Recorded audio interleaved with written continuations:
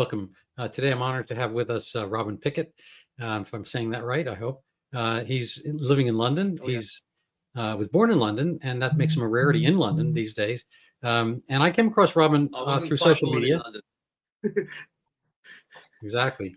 Sorry, and I wasn't quite born in London. I was almost born in London. Almost born in London. Well, I guess that's you can tell us a little bit about your past. I came across him because he's an honest broker and a good bloke, so that makes him an honest bloker, I guess. And so he's willing to talk about what it is to be English. And Robin, tell us a little bit about what your journey is and why you have reached some little bit of popularity and notoriety, mild fame. So starting from now going backwards, I was at Unite the Kingdom rally in February, which is run by Tommy Robinson, who I don't particularly support, but by the by, I go to them. I've been to all of them because it's really nice to spend a day surrounded by Englishmen. So I go for that because I'm not generally surrounded by Englishmen in London, and I miss it. I miss my people. So I was there and I was walking through the crowd and I bumped into this guy and we started talking and we talked for about 10 minutes and then he said, "Oh, I'm a street journalist. Do you want to do an interview? You're an interesting guy. Let's do an interview." And I said, "Okay, let's do that." And that led to a few viral things happening in February and then somebody reclipped that a couple of weeks before the October Unite the Kingdom rally. So September. So about the end of August on TikTok, 2 clips of that went very viral. And so I got in touch with that original reporter and asked him if I could do a follow-up interview to maybe correct some of the points and explain my thinking on how I'd moved forward over the time since February. And so we did another interview that was more serious, a little bit more in depth. He asked some quite tricky questions, which I don't fear. And in the first instance, when I did the first interview, I had in my mind that I wanted to rabble rouse. I wanted to inspire English people to feel a pride in who they are, because we've got every right to feel proud in who we are. And it seems the whole world wants to tell us we should feel guilty for who we are. And I just don't feel that or agree with that. But the second interview, I really wanted to get more into the brass tacks of things, and that's done really well. I've had an extraordinary week, gained a lot of followers on X, some quite big names, and I'm very pleased. I'm very pleased with the result of it. It's shown me that actually the right wing of England is far closer to being cohesive than I thought. I thought we had quite a disparate set of positions that were quite distant from each other. But it's turned out that actually a lot of people agree with what I said, even people that I would consider further right than myself. What led me to all of this and why I'm doing it is because life's been hard and I've not had necessarily all the opportunities I might have expected out of life as a young person. And the life that I grew up in doesn't match the life I now must lead. I no longer have access to the traditional pub. There isn't the same culture in the pub anymore. And so, whereas as a young man, if I was in trouble and I needed somewhere to live, or I needed a job, or I needed any other help, I'd just go to the pub and I'd just say help. And there would be 15 blokes going, "Oh, Robin, what's wrong? Let me help you. Here's a job, here's a house, here's something, you can stay on my floor." And that was basically how I lived all my first 30 years. And then it was kind of bit by bit taken from us. And while I don't have anything against Bangladeshis or Nigerians or Indians or anybody else, they don't go to the pub and they don't see me as their countrymen, and they don't offer me the opportunities they offer them to their own countrymen. And I can understand that, but it does withdraw from the local population their rights, in a sense, to their own opportunities in their own land. And I've suffered somewhat to that. And it's led me to a place where I've become Christian a few years ago. and feel strongly that it's my duty to stand for my country, as I have very little to lose. Many people have a lot to lose. They have wives, they have families, they have children and homes that they own. I don't have any of that. And so I should stand up and speak for them, because they're afraid, and rightly so, that we're being attacked. And so that's what I've done. I mean, as far as my family history is concerned, I was born into a family of an English father and a half Welsh, quarter Irish, quarter German mother. All of this we only found out very recently from family history things. My family have never really been open-lipped about who we are, so I didn't know any of this till the last 5 years or so. Some of it only literally weeks ago I learned. But I consider myself English and a Londoner, and I fight for England today. I've got two siblings. One was born older than me, one younger than me, both in London. We just happened to be outside London when I was born. I was actually born in Devon, in Exeter. And I spent my very young life there. We came to London when I was about 5 or 6. And I grew up in inner city, West London, surrounded by people of Caribbean and Indian and Pakistani heritage and English heritage. And it was good. I don't complain about it. But then Tony Blair changed everything. We were a multi-ethnic society with a policy of integration for those who didn't belong here or hadn't been, weren't from here, as it were. And that changed to a multicultural position, which is, it demeans the English culture to the same level as every other culture. And so now we have enclaves, as I'm sure you know about. I mean, you're an American, so you have the same sort of problems going on there. So, I mean, that's kind of why I'm here. So I'm going to. So, yeah. So carrying on. I mean, your siblings are there in town. Now, when you were growing up, I assume it was similar ethnic, but it was maybe just not the same proportions. I mean, I'm just not clear what happened under Tony Blair. What's the thing that changed under Tony Blair that was different? So the major headline is that Tony Blair explicitly changed us from an integrationist, multi-ethnic society, which no Englishman had agreed to in the first place, but we had sort of let happen, into a multicultural society. And multi-ethnic means one culture in primacy and all other cultures integrating into that one culture. And multicultural means all cultures are considered equal. And so you end up sort of inevitably with enclaves, which is what happened to Yugoslavia, Czechoslovakia, Lebanon, and now happening to the whole of Europe. But that was the main headline of it. But he did a lot of legal changes that backed that up. The Equality Act, which is where we see the introduction of protected characteristics, such as is now, you're protected if you're female, you're protected if you're gay, you're protected if you're religious. These are protected characteristics under that law.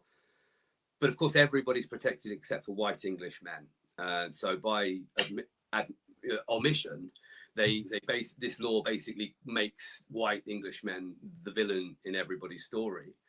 There's various other laws that he pushed through, but basically Tony Blair destroyed the Constitution of Britain and created a globalist hell. Yeah, well, that's an interesting title right there, Globalist Hell. That could be the title of your book. We got to get all your thoughts together. I'll need a ghost. No, seriously, it's not a bad title, Globalist Hell. What makes why is globalism hell? It's all these things always sound great. Globalism, we're all part of the same Earth. If you're out in outer space, you see it's just one little planet, all kind of stuff. But anything top down is wrong. Anything top down is going to be a hell for the people at the bottom. For the majority of people, they're going to feel imposed upon, no matter what it is, because it's been imposed upon them by an elite. If we want to have a good world, we need to have it from the bottom up. People need to feel they're heard, feel their voices mean something, feel that their country and their world matches somewhat where they would like it to be. And I don't have anything against internationalism. I don't think that there's any problem with, you know, having partnerships with people from all over the world. I love people from all over the world. I just see that globalism, which is multiculturalism, destroys people. It destroys cultures and creates an extraordinary amount of division and conflict. I mean, we're seeing now daily attacks on our people. And I mean, we had just the other day, a guy on a train stabbed 10 people. And he was a black guy, so he's not from here. And an Algerian guy got involved to stop him. And people are all jumping up and down, this guy's a hero and so on. And yeah, okay, you know, he jumped up and he did what's right. Good for him, well done him. But this problem wouldn't have needed him if either of those people weren't in the country. You know, if neither of them were in the country, we wouldn't have the stabbing to be saved from. And more we're seeing events like this where every player in the event is non-British. Well, those events just shouldn't be happening. It's not right to impose upon a quite small population. I mean, England and Wales has been 41 million people for about 120 years. We're a very stable population. And it's only multiculturalism that's damaged our fertility rate, which is, you know, now a well-studied fact. And I think that is the globalist agenda. I think that they're trying to end Europe and the Anglosphere. I think they're trying to end civilized history, you know, such that the globalist elite, can dominate us forever in some technocratic hellhole. And I'm not up for that. I'm really not up for that. I think I like France with French people in it, and I like Italy with Italians in it, and I like England with English people in it. No, it's funny. And that's not what we've got. Yeah. You know, the people, you know, a lot of people don't like nationalism as a term. They say, oh my God, that's so fascistic or whatever. But the nation state replaced tribes or city states. I mean, maybe on the way. But tribalism is probably worse than nationalism. And what you're seeing a lot of times when people want to make, they want to make a false nation out of people who are just mixed together. You know, when you cook, you mix a lot of ingredients, and there's the whole concept of the melting pot. I was in Salt Lake City over the weekend, and there was a restaurant there, Chinese or I don't know, one of the hot pot Asian restaurants. It's called the melting pot because, you know, that's what they're going to do. It's like a wok, and they were going to put everything in melt in. And that's the old expression for the United States. New York City was supposed to be the melting pot, and that I think it gets to your earlier point famously about the polyethnic society, and everyone's supposed to be there and melt together and form. You know, I mean, if you make make steel, you have a melting pot also, and you put all the the metals in there, and they anneal, and they make a stronger steel than you would have from the iron or the tin or the nickel individually. And so there's a concept, but then they came up with this salad bowl concept instead. They went from the melting pot to the salad bowl, where you put all those things in, but the cucumber separate from the tomato, separate from the lettuce, and all kind of stuff. And every ingredient, you're supposed to savor every ingredient all in the same pot. And that's fine as long as the tomato doesn't want to kill the cucumber. Yeah, but it does. It does. But it's not even that. I mean, that I agree with that entirely. I've never heard this salad bowl analogy. This must be a new American thing. Melting pot, something that was tried. You know, people tried to impose that on London, and until they got rid of the Cockneys, we resisted that. We didn't like that. I think it's proven quite categorically that this does not work. That if you mix people together, then the more civilized people will be taken advantage of by the more barbaric peoples. And I don't mean that as a negative judgment on anyone. I just see that peoples and cultures work and develop in different ways at different paces under different circumstances. And what happened in Europe is not what happened in Asia or South America. And So there's different levels of civilizational development, and obviously and clearly Europe is at the higher of those levels. And I don't think that you can mix civilized people with barbarians, because barbarians think you're weak for being generous. They don't think that you're being generous, they just think you're weak, and they take from you, and they think that that's right and proper, and from their mentality it is. And I don't blame them for that. They're just being who they are. But I don't blame a lion for being a lion, but I don't want him in my front room, you know? It's not the way it works. Like, I really think the lions are majestic, but I don't want them in my front room. And I think that's fair enough. And now that London is 30% white English and much less percentage white Londoner, which obviously is what gives the character to London in the first place, well, it doesn't feel like London. I don't feel at home. It doesn't even look like home anymore, because they destroy all our beautiful buildings and replace them with horrible brutalist and glass blocks, because these people are fascistic in themselves. They really believe they know better than we do. Well, they don't. They're just human beings like you and me, and I don't know better than them, but they don't know better than me either. And I'm kind of just had enough of it. So I'm standing up and I'm saying, I've had enough of it. And I think that my brothers and sisters here, they've had enough too. And you better listen to us, or you know, this is going to get ugly. And English people don't want things to get ugly. We've spent a long time working towards being a peaceable nation of people. We don't want our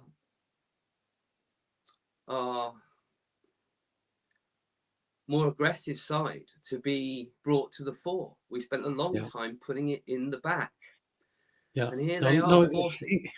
Yeah, England, you know, has a long and often bloody history. You know, there's all kinds of internecine wars between various factions and whatever. I mean, the Scots fighting the English, and you know, it goes back hundreds of years, and there's religious wars and all this kind of stuff.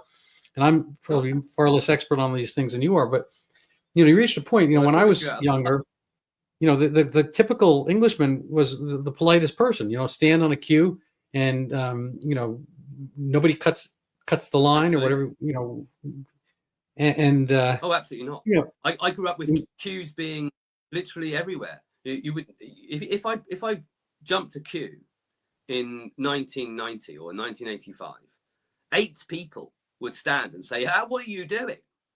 If I was a boy of 10 in 1986, I was a boy of 10, and I was walking down the street and I misbehaved, I could fully expect a clip round the ear from a stranger. That was normal. It was who we were and who we are. And all those wars, all that blood, that's how you build civilization. You kill the nasty. We self-domestic. I mean, people don't think about what does civilization mean. They think it means technology or high science or whatever. I think it means self-domestication.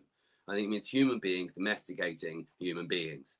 And when you've beaten the monstrous masculine out of the monstrous man, you're left with a civilized man who can still be that violent man, but chooses that as a last recourse rather than a first recourse, which to me is the difference between civilization and barbarous. A barbarian will choose violence in the first, even if it only means a stronger negotiating position.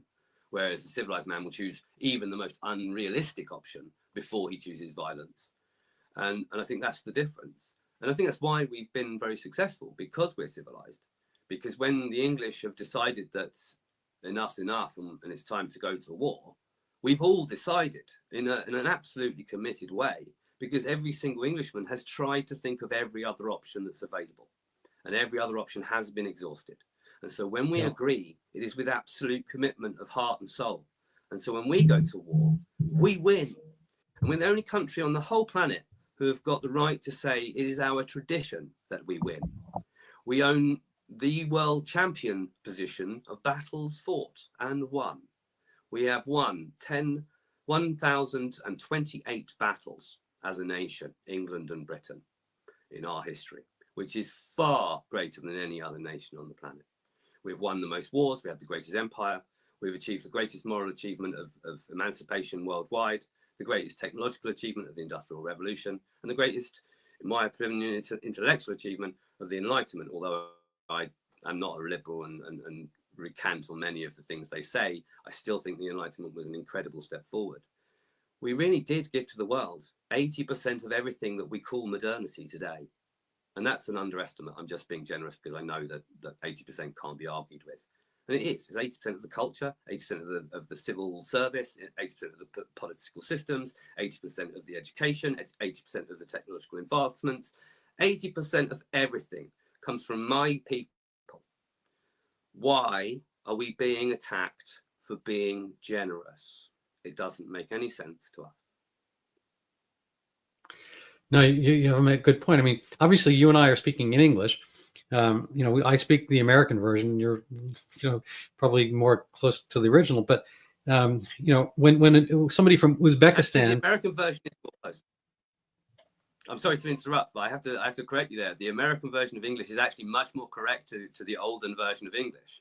I've seen that. There are various parts of the U.S. came from various places within England, so there's kind of a pipeline. Mm-hmm. I worked in West Virginia a few decades ago, and it's the purest kind of continuous culture in the U.S. because the fewest people have come in, the fewest people have left. So it's kind of a pure culture, like in the biologic sense. I think they're Scots-Irish or whatever. And apparently their accent is very close to what it was, a few hundred years ago in England. Anyway, for sure. or Northern Ireland or wherever they were from. But various bits. But I've seen that kind of laid out. But I was going to say, speaking to England in English, if somebody from Uzbekistan happens to travel to Laos, or somebody from I don't know, you pick a country, China, go visit somebody in Libya, they're probably going to speak in English. It's the default language of humanity. And I think that bespeaks the fact that it's the underlying aspect, the unifying factor. And moreover, people are always talking about colonialism, how bad it was. But, the fact of the matter is that technology was differential. And there was more technology in Europe than elsewhere. And a lot of European countries, colonized a lot of different places, and not necessarily, to the dereliction, because people were absent colonialism, European colonialism, everyone was fighting everyone else anyway. Warriors were warriors because they had wars. In the Americas, they had, they came across the people with arrows, bows, and arrows. Not because they, used those to eat, soup with. It's because they were, killing each other. And so they had war paint and they had war outfits and all that kind of stuff. And every society on earth was always been warring against each other and always taking slaves and pillaging and all that kind of stuff. And so the default position is that. And so the Europeans, in a sense, came up with the concept of civil law. And I think the essence of civilization is civility and civil law, and to live, the same word as city is civil, and to get together in a place where you can accommodate and not be at war continually. Then you can have advancement. It's a little bit like the concept of maturity. The reason humans, we're not the strongest animal on earth. We're not the fastest. We're not the heaviest. We don't have the best armor, physical armor, but we managed to conquer the world because we have this long childhood where we can learn so many things. We game, and we can learn so much stuff. And we have the ability. And so, civilization accords that. When you don't have that opportunity for a long childhood and you're kind of set to work really early and set to war and all that kind of stuff, you don't have the ability to have your society advance to get part where you're reading and getting this meta concept of your own consciousness and so forth. And so the concept that we can think about who we are and act accordingly, outside just basic human needs, is a relatively recent concept within the last few thousand years. And I'm not the expert on this topic at all, but I think you had another point that resonated with me, which is the fact that I'm going to cut in and say a few things here, if you don't mind, before I run out of being able to remember the things you've said. Firstly, while Europe was obviously important in the development of civilization and all of Italy is massive in the time of Venice, and obviously France and Germany are both big players, and Holland's a big player. And back in the day, Spain and Portugal were big empires. But they all think something very different from the British when it comes to civilization and law. They don't exist in common law. We do. They don't exist in personal sovereignty. We do. They don't believe in personal property in the way we do. these are English and British inventions. They're not European, they're British. Mm-hmm. And I don't consider us European. I consider us of the archipelago of Britain. We're a massive island set, and we need to be treated as an island set, as every other island set is treated. Just because we're neighbours to Europe doesn't make us European, in my view. It does geographically, but you know, we don't look at Japan and call it China. So what are we doing? You know, I don't agree. Like, at the end of the day, the philosophical grounding of the Europeans' mentality is that of Rousseau.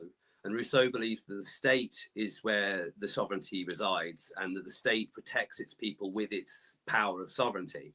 Whereas the British believe the sovereignty resides in the individual, and that we lend that to our state, thus that they can fairly govern us. And this is a fundamental difference, and the cause for many wars at its seat. So yes, Europeans did help towards this. The arguments we had with them are how we got sharp, but we did this, not them. So I'm going to pull you off on that. It was us. That's why there's an Anglosphere, not a Francosphere. That's why there's an Anglosphere and an empire of Commonwealth, because we won, and we won not just physically, we won morally and intellectually. We dominated the entire of Europe with our philosophy. And part of what's going on with globalism is an attack specifically on the Anglosphere, because the Anglosphere is being attacked in a slightly different way to the other European nations. Because they know if they don't destroy the English and all the English descendants everywhere around the world, then they can't destroy freedom, because the Americans and the Australians and the New Zealanders and the Canadians, who are my cousins, feel as I feel. They are also born of personal sovereignty. They're also born of civil law. They're also born of all the things that I call English. So to my mind, that's why the Anglosphere is being particularly heavily attacked. Although obviously the rest of Europe is also under deep attack, but it has a different flavor. It's I can see that. No, as you were speaking of that, I was thinking of the Americas. The way things played out in the United States and Canada is a vastly different outcome from the Latino sphere, if you will. The countries that were settled by the Spanish and Portuguese and whatnot. Basically there was the kind of the feudal, not futile, but if the medieval feudal system was put upon South America, Latin America, and there was not the free rights to land. So there was in the U.S. and Canada, you had the ability to draw out the plots, and people could buy the land.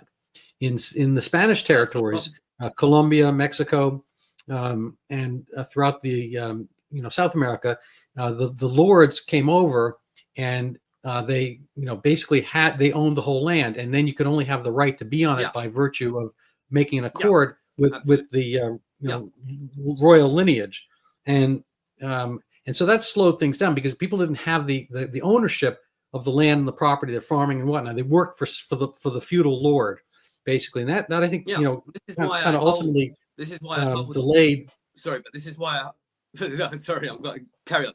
Sorry. No, please carry on. Go. This is why I hold the British Empire up as something extraordinary. We didn't just pillage. We didn't. We built. We created. We gave.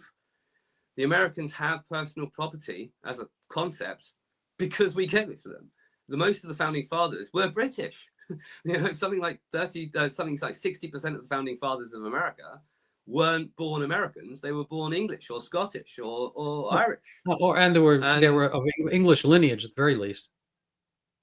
But they were actually Englishmen.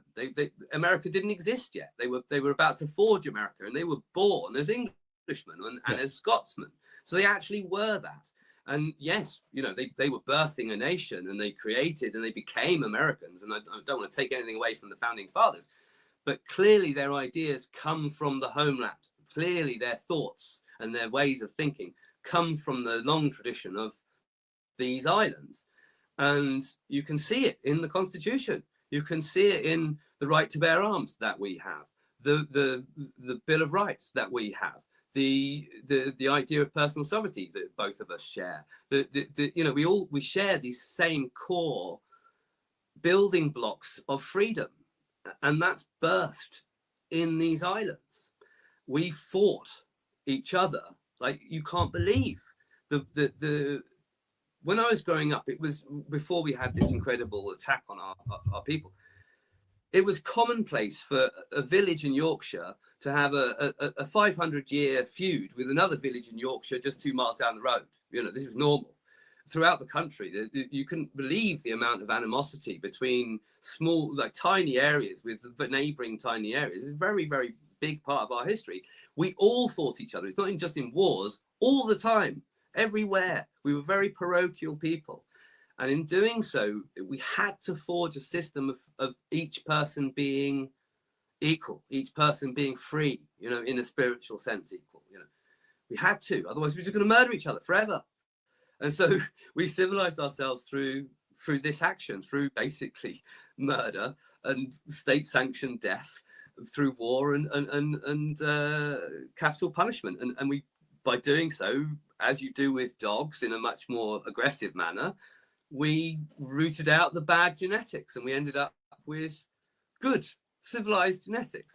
And that's what we passed out into the world. And you can see it everywhere we ever went. Where in the empire have they said, oh, you're evil, we hate you, let's just get rid of everything you ever did for us and start anew because you're evil. So obviously your parliamentary system must be evil and your civil service must be evil and your educational system. No, every country kept exactly the same thing and tinkered with it. So it's not that evil then, is it? It just can't be.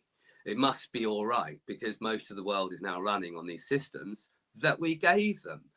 And they want to tell us that we're colonial. No, the Spanish were colonial. The Spanish have wiped all their records. You can't even look at what happened in South America because half of the records don't exist. Every single thing the British did in the empire is in the parliamentary logs. You can go and read every single action that took place in every country that we were in charge of throughout the whole history of the empire.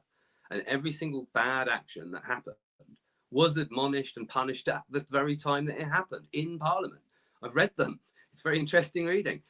And you go to the Japanese Empire, the Portuguese Empire, the Spanish Empire, all of them destroyed records so they couldn't be blamed in the future.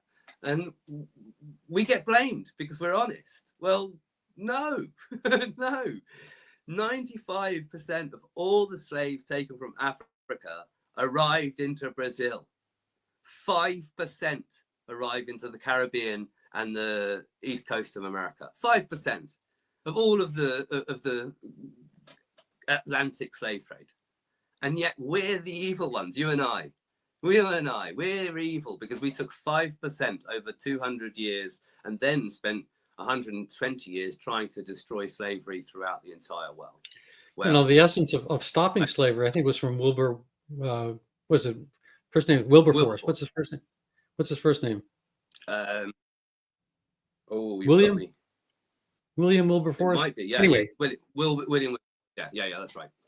But you know, the concept of stopping slavery. You know, slavery, again, I mentioned this earlier, but slavery was the default position. So the economy, you know, the world's economy 1.0 was all based on possessions. So if you had something, I could get that thing by taking it from you. So I could take your wife, I could take your girlfriend, I could take your, you know, whatever, and make them mine. Right. You know, we have harems and all kinds of stuff. You know, people also ignore the fact that the Arabs, you know, colonialized. The essence of Islam is subjugation, submission, and conquering. And it didn't spread by, you know, like Mormon, you know, they didn't like have a little, you know, like the Mormons have people in jacket and tie go down and learn your language and chat with you and so forth. And then, you know, you kind of have a civil society. You know, it was conversion by the sword. And I mean, frankly, it's on all the flags and whatnot, you know, big sword. Yeah. And so, you know, you're either going to get along or you're going to stop living. And so the essence of the economy is to it's basically land-based and animals and flocks and all that kind of stuff. So if you have it, I take it. And then I have more of that thing. You know, the economy 2.0 is free trade. Yeah, but the difference is the kind of civilization economy is by trade. That you can benefit from somebody who lives next to you rather than just killing him off and taking his stuff. You can benefit because he makes certain things, like if you have a southern country, you might be able to get oranges and bananas. You don't have them, but on the other hand, he doesn't have, nails and hammers, and you make those. So you take your hammers, you got bananas, and they have the hammers now that they can build better, farms for their bananas. So it's both people benefit. So it's kind of a virtuous circle. Adam Smith call it zero sum. Right. Well, zero sum is the move from sorry, in game theory, that's kind of the more rape and pillage economy. Non-zero sum. Yeah. So what you're describing is zero sum, and then and civilization brings us to non-zero sum. So everyone wins rather than one wins, one loses. Trade is about everyone trying to win, but trade isn't the only part of the equation on this question. Part of the reason that, it's an accident of history, really, the beginning of the end of slavery as a concept in this country.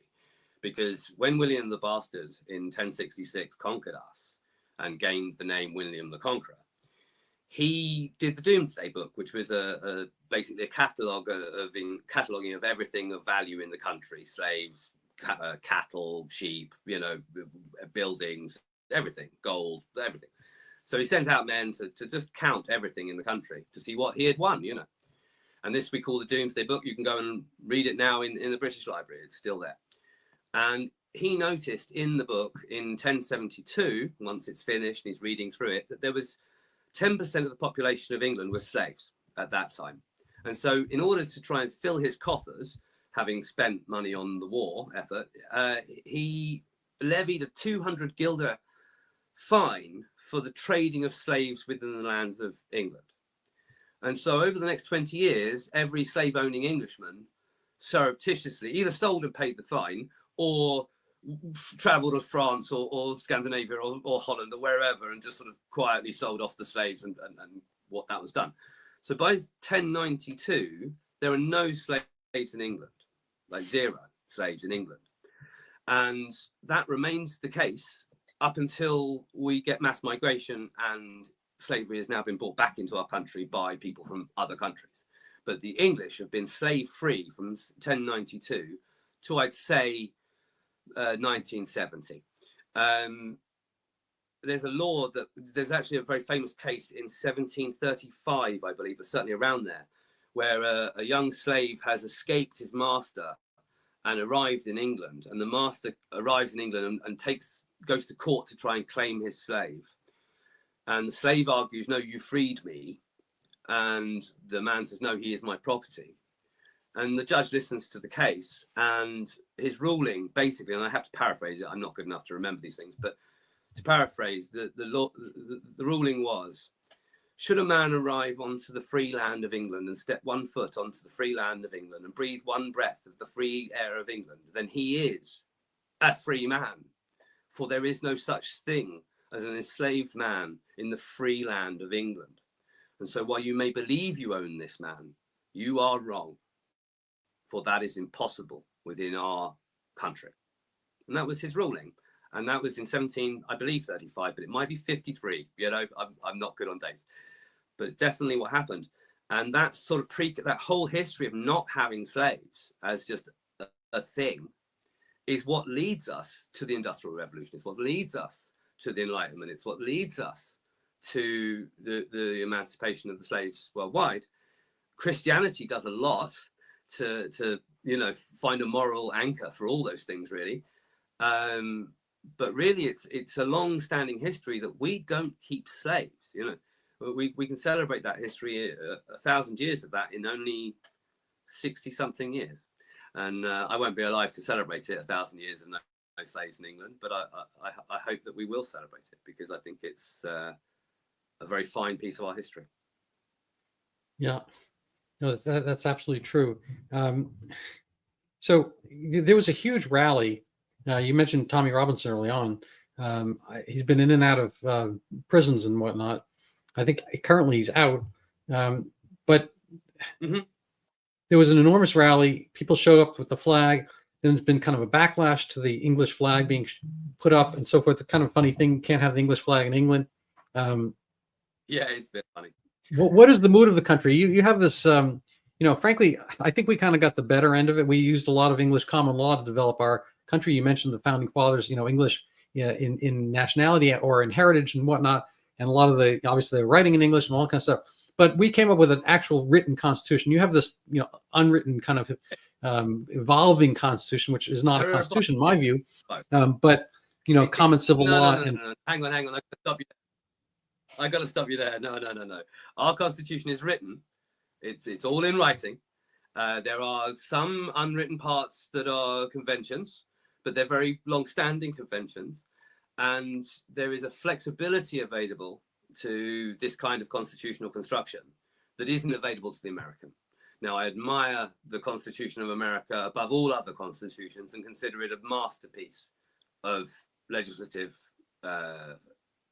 writing. It's simply some of the best civilizational output of the world, and that's beyond doubt. However, I do believe for us, our constitution is better. People think it's weak, people think it's terrible because they don't understand what Tony Blair did to us and how much he has destroyed a constitution that was very successful for 500 years. But that's the point. If you don't have it if you have something that's valuable, and anybody can take it and change it and deface it and so forth, it takes away from the continuity. So, it takes a lot of work to make an amendment for our Constitution. I'm not sure there's been any recently in the last few decades, so it doesn't mean that everyone's always going to follow it. I'll be honest with you. I think both of our political systems have been pretty degraded by terrible actors over the last 30 years. And for either of us to stand here and argue that this or that is better at this point is sort of not the argument of the day, as it were. Okay, well, fair happy enough. to return to it once we've restored our nations. Yeah, no, I appreciate that, and that's the kind of the point I was getting at, is the restoration of your nation. You have a parliamentary system, and it's kind of a it's a checkerboard democracy. You have all these districts all over the country, and you want to come up with parliament. It's kind of a unicameral approach. The House of Lords is really kind of a vestigial thing. I don't think they have much power. You have a monarchy. I don't think they have any real power. So it really comes down to this democracy thing, which is okay. But we have more of kind of a republic here, where there's some things that are not arbitrary, can't be arbitrated by a democracy. So the insult, the kind of the downside of a democracy is the concept of a democracy is 3 wolves and a sheep voting on dinner. And so we have maybe more preservation of rights. That's minority a very American view. But so you have this democracy thing, and so whoever's holding sway is all powerful. So you kind of have like almost a dictatorship of the democracy, or a democracy of the dictator. I don't know. And so somebody who's in power, elections can be called, but ostensibly Keir Starmer can have like a 5-year term or something like that, and you guys are going to suffer. And he's not obligated to call for elections, and nor should he. If I were he, I wouldn't, because you get slaughtered. And like the sheep or whatever, but I don't think they were that popular to begin with. It was a fractionated opposition. So the question I have, kind of on a political basis, is I know the Reform UK is kind of gaining power. There's the Conservative movement, whatever. What do you do in the meanwhile when you don't really have any recourse to get 10 Downing Street back again? And then how do people resist kind of this dilution of their rights, the danger in the streets? The murders going on and being vilified in your own country? Carefully, very, very carefully. Every word I say, I have to be very careful about how I say it. I have to be very considerate about what I am saying and the way I form everything I am saying, because a policeman can arrive at my door at any time to tell me that I'm going to the jail because I'm a white man who disagrees with things. Well, yes, the Americans have got a stronger protection for free speech, and I admire that and wish we had it. But I do think that our system has worked and does work for British people. And the reason that it no longer works is because we're not any longer a British nation. We now have extraordinary numbers of very disparate groups who don't like each other in many cases, and very much so vote in their own interest. We've got areas that are entirely now Muslim, entirely Hindu. You know, it just is that way now, and that undermines democracy in a big way, because democracy demands a homogenous, culturally linked and genetically linked ethnic group of people, because you know broadly how each other are going to behave. You broadly know culturally what your neighbor is likely to be like. You know the extremes of your people, be that good or bad. You know, you and I haven't got a clue. Like, I mean, I grew up in London, so I have a clue about pretty much every culture. I spent my only real passion in life is human beings. I love human beings. I want to understand human beings. I think we're an amazing thing. I really do believe that we're made in the image of God, and that we should treasure that. And each and every human being is precious, no matter who they are. But that doesn't mean there shouldn't be boundaries between us, such that we can describe ourselves in the ethnicities and nations we exist within.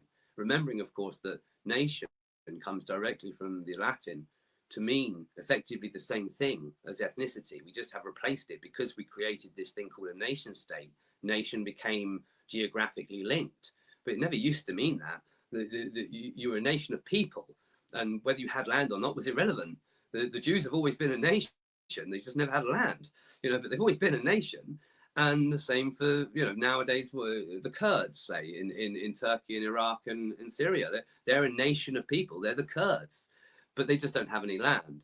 So I don't like this false bullshit about ethnicity versus nation. But they're the same thing, you know. And we built our systems for the nation of the British, and it works for the British. And you built your systems for the nation of the America, and good, it works for the Americans. I'm really pleased for you.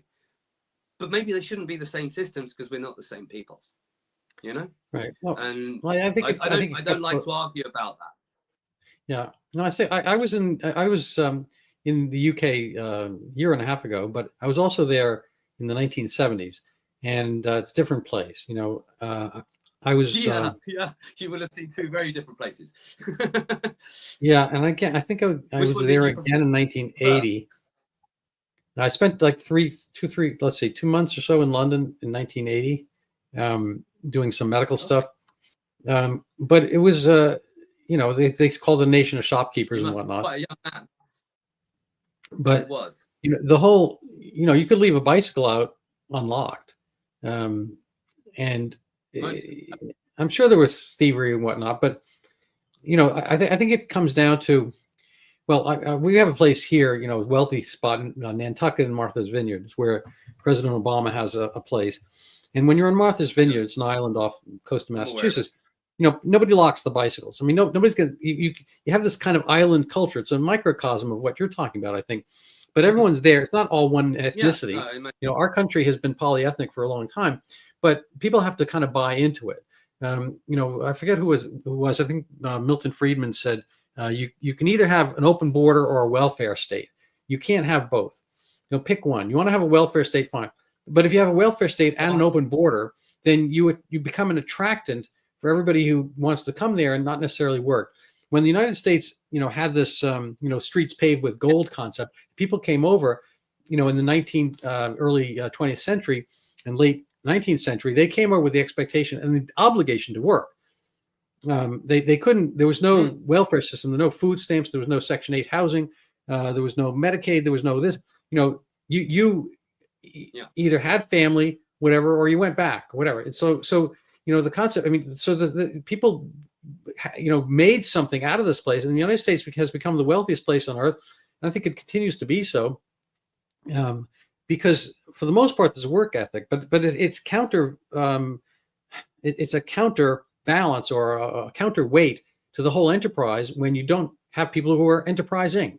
And it's not to say somebody from Afghanistan wouldn't do that, but you're not necessarily selecting people who are capable of doing that if you don't have any selection system to begin with. If you just have an open door and people get there, they can kind of, you know, hang out and do stuff on the side or whatever whenever they feel like, but have a guaranteed subsistence. You know, it's kind of, you know, nobody wants to see anybody starve, but on the other hand, you know, you can't be the first entry point for everybody on earth. It's just, that doesn't balance. You can't take on the responsibilities of miserable, countries everywhere else on earth and be the exit option when your own country will suffer under the weight.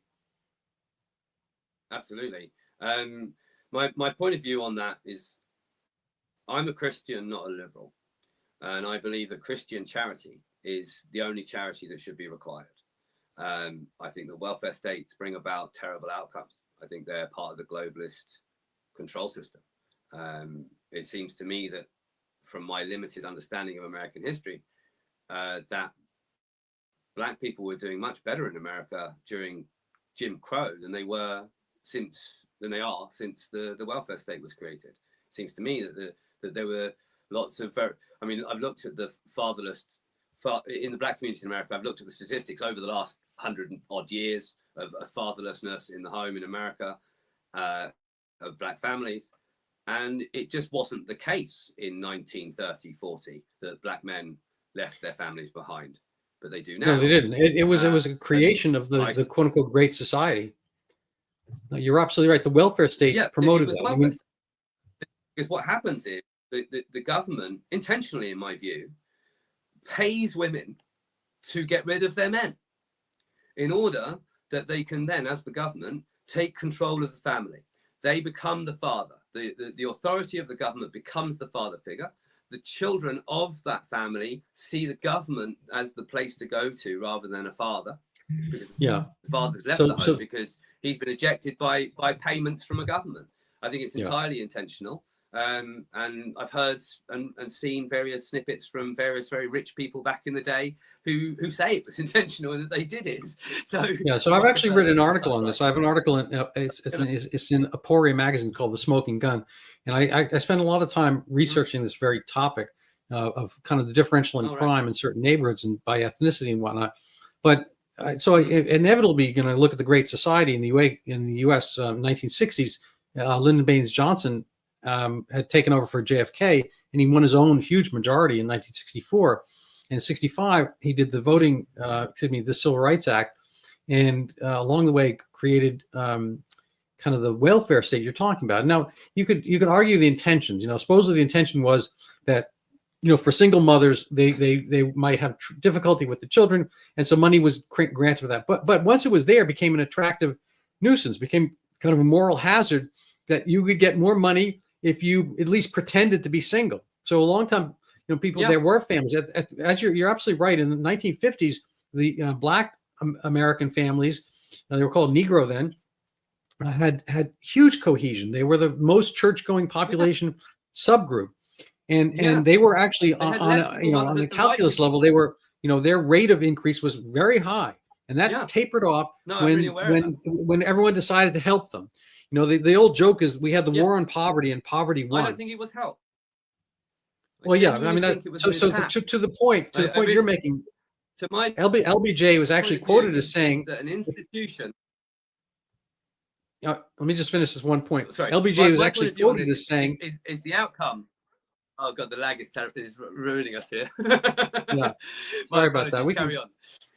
So LBJ is actually quoted. If we give them this welfare system, we will have, and he used the N-word. I can't because of statute. Practically, we'll have those N-words voting for us for the next century. And he wasn't quite wrong. 1960 until now, this huge, the Republicans actually were the ones who got rid of slavery. Abraham Lincoln. The Republicans were the one who did the basic Civil Rights Act and brought the end to Jim Crow laws. But it was the Democrats who brought the welfare system on, and they did get the Black population voting for them. The Democrats created the KKK. I think that's all you need to know. It wasn't the Republicans who were the KKK. The Ku Klux Klan were Democrats, and I think that's why I say it was an attack, because I don't believe the stories. What I believe is the outcomes. I believe in outcomes. I judge everything by outcomes. I don't believe that an institution produces anything but what it was intended to produce. The outcomes of an institution are the intentions of that institution. So the outcomes of welfare state are the intentions of the welfare state. I think for people who are not in the upper echelons of the elite, we all dance a false dance, imagining that everybody is like us, that they have a moral grounding from being human beings. But that's just not true in the upper echelons of the elite. They are disconnected from the rest of us, morally and in every other way, spiritually in every other way. And so when they attack us, they don't see it as an attack because they see it as mathematics. They see it as the right thing to do because of some imagined future outcome that they think they're doing. They might fool themselves into imagining that their intention isn't evil, but they're evil people doing evil things. And the welfare state is an evil thing. It has destroyed black people in America and in Britain. It has destroyed white people in America and in Britain. It's literally disgusting. And I would do away with it. If I had any ounce of power, I would demolish the entire thing. Britain and America were both great nations before we started giving money to people, because you need to incentivize people to care about their own lives. And the thing that you find in America that's different than Americans, that's very different from Britain, is that although you have a welfare state, it's very distant from your bulk of your culture.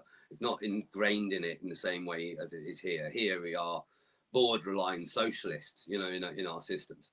So it's much more in your life than I'm told by American friends it is in America. And the way I see Americans deal with each other is that they all have to make sure they've got a pot of money because they might need to help a friend out in a moment of need, and just so that they have a community of people that they can call upon for help if they need a bit of help. They're also much more willing to invest in a company of a new person. American people are much more willing to put their money into things because the welfare state is smaller, because it's less encroached into the lives of people. So everyone's looking after themselves and their community, which is what I mean by Christian charity being enough. We don't need more than Christian charity. If you do nothing, you should not eat. This is God's word. This is just right. Anybody who comes around saying, oh no, but we've got to look after people who are starving. Why are they starving? Why? You know, I'm not interested in just helping every human being in the world. I haven't got the resources for that. No one has, no country has. Why should I take the moral judgment of somebody else's failing to do anything to make their life anything at all? And I'm kind of sick of the liberal idea that we should look after everybody. No, we should love everybody. And love in the sense of the Lord's word, not love in some romantic, modern, oh, but I love my girlfriend rubbish. I mean, real love, where you tell people a hard truth because that's love. Like you would your friend, like you would your mother. You say to Mum, I'm sorry, I know this is painful for you, but this is the truth. And even if it hurts her immensely, it's love to do that, because to lie to your own mother is awful. And I strongly feel that we have made the error of turning our back on God. And in that error, we've created liberalism, we've created globalism, we have created welfare states, we've created all these lovely, kind things. Well, God doesn't tell us to be kind. God tells us to be good and honest and beautiful. And so we should be good and truthful and beautiful, not kind. Kind is inherently directional and specific. Compassion is always about the person in front of you that you emotionally feel that you should look after because they're there in pain. Well, if looking after that person ends up consequentially killing 100 other people because I looked after this person, I didn't look beyond my compassion for this person who's directly in front of me. This is why women should not be in power of politics, because their emotions rule them. And I love women. I think they've got great things about them, and they're wonderful people. And some of them are very good at being educators, very good at being CEOs, very good at even being politicians. But in my view, they're not generally good at politics because they're too emotional. They're too drawn into protecting what's in front of them, and therefore fail to see what is beyond what is in front of them. Second order and third order consequences matter a lot. And the whole of Europe and the Anglosphere are learning that right now as we die. And it's not on. Like, it's just not on. I'm sick of the emotional compassion of people around me tone policing what is just right. No, I'm right. No, we shouldn't be sending all our money over there because our people are dying here. No, we shouldn't be taking these people in because our people haven't got homes. We need to look after our people so that we are strong, such that we can go and give to the world. like we always have. Like, I'm not saying that America and Britain haven't worked in their own interests throughout their history. Of course they have. But can you name two other nations that have been more generous to the world than America and Britain? Really? I mean, it's a ludicrous idea. Like, America has literally put so much money into their military over the last 75 years, such that everyone could trade freely, like, so without piracy. I mean, incredible investment in the world for literally bugger all return, apart from a endless sort of overdraft system of having the currency. But I don't agree that it's not generous. It's generous. And what did we do? We ended slavery with 120 years of our money and our lives. Well, I think we've been pretty kind, pretty nice. I don't think we need to do any more. And now it's no, it really is just no. The tap needs to stop. This is ludicrous. The outcomes are terrible. We can all see the outcomes are terrible. And to be fair, everybody with any bloody sense in the 1950s, 60s and 70s were screaming from the top of every mountaintop that they could find that this was a terrible idea and we should stop doing it. Like, we've got some famous people from back in the day who were vilified and called racists and called fascists, and they were our best parliamentarians. They were our best men. Of course, they were warning us about this incredibly bad outcome. And look, they were right. They were absolutely right. So no, I think we should end all welfare to all people. Full stop. So we were kind of rounding out the hour, and I could end the show there, but I do have this nagging question, which is this NHS. When the UK, when London had the Olympics, they had a special presentation, and they glorified the NHS. And almost every British bloke I know, right and left, they all defend the NHS. Not me. The NHS, while it has been wonderful in its way upon occasion, and I do fundamentally agree with being given medical help upon arrival. I don't think that, I don't want anyone to be run over in the street and then not treated in a hospital in England. I think it's a good thing that we give free treatment at the point of arrival. And I'm not against socialized sections of society. I think, for example, travel should be basically free, because it's so progressive to be, if you make trains free and coaches free and buses free and tube trains free, then you're helping all of the poorest people just instantly, because they can now get to a job they may not have been able to get to. So for me, that's an investment worth paying into, especially as trains don't make any money ever. So, you're paying for them anyway. You have to subsidize trains because they never make a profit, no matter where they are. And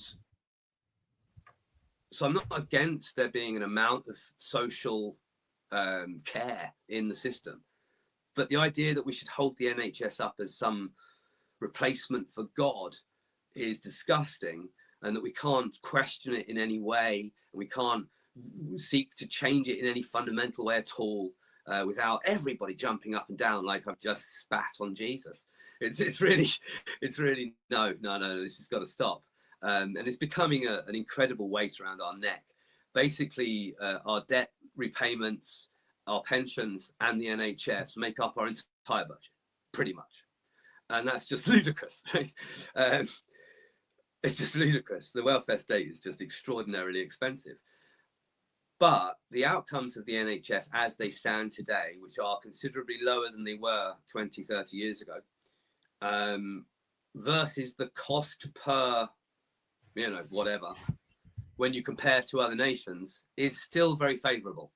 We still come out quite well on the cost to outcome equation compared to yourselves and other parts of Europe. There are people who do better than us. We're sort of middle of the pack now. We used to be quite high to the top. When I was a young man, I was about 25, I remember reading that the NHS at that point was 10 times cheaper than the American system, with slightly higher outcomes, with higher life expectancy, higher chance of surviving cancer, higher chance of surviving other, heart attacks, strokes, so on and so forth. That was in 1999. The degradation that's taken place since then it's unspeakable. I mean, the country I'm in is not recognizable for anybody who was born and raised here and is of my age or more. We don't live in the same country. Nothing about it works. You can't get an appointment for a dentist or a doctor. You can't, if you go to the NHS, you are waiting in a hospital waiting room for literally a day. Like my mate went there and we were there 18 hours waiting to be seen, which is not a good medical system. I think the problem with the NHS is the same problem that we have culturally, in that we have a lot of compassionate people who don't want to give up on a sort of very dreamy view of what it is to be Britain. They don't understand that the 75 years we've just had of peace and easy times, really easy times, really profitable times, everything's been really great for 75 years, is on the back of the Americans making free trade available to the world. It's not for nothing. It's on the back of a military power you just don't see or you don't feel in your day-to-day life. But it's still there.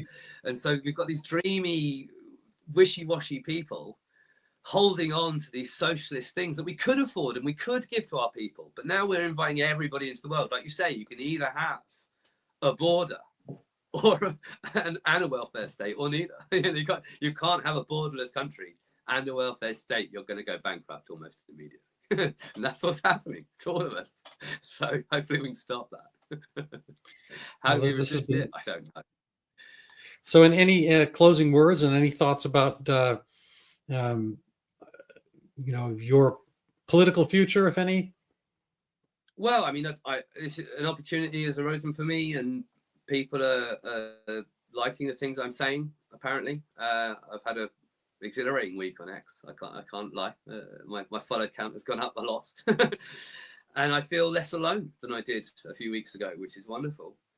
And I would love to continue talking about these things and see if I can be a force for towards some change. I don't consider myself anything more than a carpenter, really. But I do think that it's maybe time for average people to stand up and say what they think a little bit louder, because actually everybody above us seems to be morally below us. So maybe the working class should take charge. Maybe the working class should choose what we do, because the middle class just seem to be afraid that they'll become us and constantly trying to become the people above they never can become, because aristocracy is unachievable. And the elite are simply evil, and clearly so by their actions. So, yeah.